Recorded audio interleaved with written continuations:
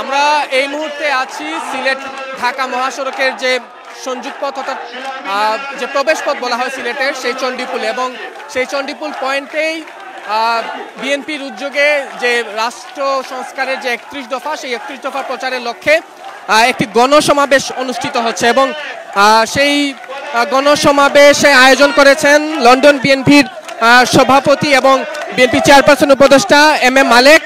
আমরা দেখেছি যে এখানে বিপুল সংখ্যক, বিশেষ করে সিলেট 3 আসনের যেসব নেতাকর্মীরা রয়েছেন তারা আসলে এখানে এসে উপস্থিত হয়েছেন, এবং তারা এখানে বিভিন্ন দাবি দেওয়া, বিশেষ করে রাষ্ট্র সংস্কারের বিএনপির যেসব দফাগুলো রয়েছে 31 দফা, বিএনপি ক্ষমতায় গেলে আইনগত সংস্কার হবে, রাষ্ট্রের কি সংস্কার হবে, বেকার যুবকদের চাকরি সহ 31 দফার যে সংস্কারগুলো রয়েছে সেই সংস্কারগুলোর কথাই মূলত এখানের যে নেতাকর্মীরা তারা তাদের বক্তব্যে আসলে বলছেন। এবং আমরা দেখেছি যে সিলেট 3 আসনের যারা এখানে নেতাকর্মীরা আছেন তারা মূলত এখানে এসে উপস্থিত হয়েছেন, এবং লন্ডন বিএনপির যিনি সভাপতি তিনিও আসলে এখানে উপস্থিত হয়েছেন। তার সাথে যদি একটু কথা বলার সুযোগ থাকে আমাদের, তাহলে আমরা আসলে জানতে পারবো যে তিনি আসলে এই যে আজকের সমাবেশ, সেই সমাবেশ থেকে আসলে তিনি কি বলতে চান। আমরা যদি একটু কথা বলার সুযোগ করি। যে মালিক ভাই, আমরা সরাসরি সংযোগে ছিলাম যমুনা টেলিভিশনের। আজকে এই সমাবেশ থেকে আসলে কি বার্তা দিচ্ছেন সাধারণ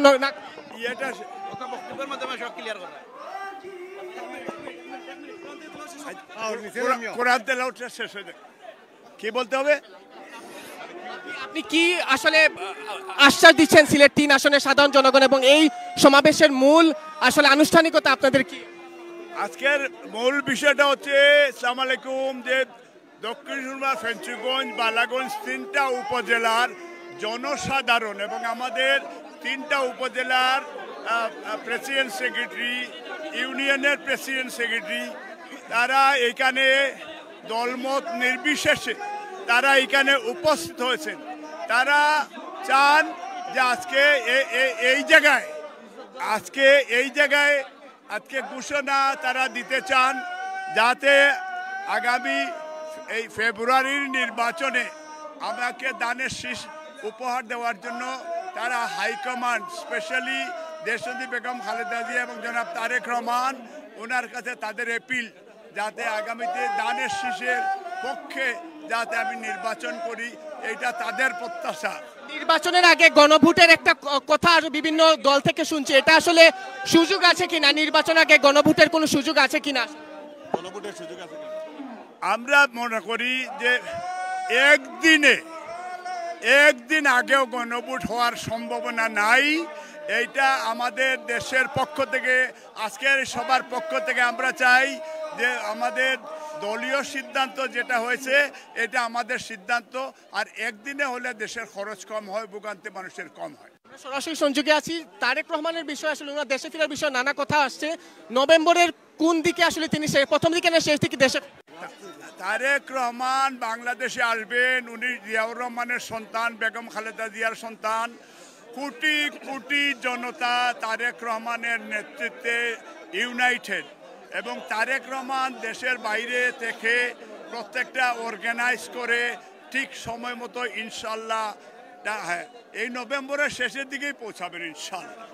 আমরা যেটি দেখছিলাম যারা বিপুল সংখ্যক সাধারণ মানুষ, তারা কিন্তু বিশেষ করে বিএনপির যারা কর্মী সমর্থক আছেন তারা এখানে উপস্থিত হয়েছেন, এবং একদিকে যেমন তারা নির্বাচনী প্রচারণা করছেন, অন্যদিকে আমরা দেখেছি যে গণভোটের দাবি আসলে জামায়াত ইসলাম সহ বিভিন্ন রাজনৈতিক দল তুলছে, সেটিকে তারা বলছেন যে অবান্তর, কারণ নির্বাচনের আগে গণভোটের কোনো সুযোগ নেই। সেই কথাগুলো আসলে এখানকার যারা বিএনপি নেতাকর্মীরা উপস্থিত হয়েছেন তাদের কাছ থেকে আমরা সেটি শুনেছি, এবং পাশাপাশি রাষ্ট্র সংস্কারের যে 31 দফা, সেই 31 দফায় কি রয়েছে সেগুলো কিন্তু এই যে সিলেট 3 আসনে যারা সাধারণ নাগরিক তাদের কাছে তারা পৌঁছে দিচ্ছেন। এবং বিএনপি ক্ষমতায় গেলে গত আমলে অর্থাৎ স্বাধীনতার পর থেকে বাংলাদেশের শিক্ষা, স্বাস্থ্য থেকে শুরু করে অর্থনৈতিক খাত, বাংলাদেশের রাজনীতি, বাংলাদেশের অর্থনীতি, সব জায়গায় যে ধরনের আসলে সংকট ছিল, যে ধরনের সমস্যা ছিল, সেই সমস্যা চিহ্নিত করে বিএনপি বাংলাদেশকে এগিয়ে নেওয়ার জন্য, নতুন বাংলাদেশ তৈরির জন্য যে 31 দফার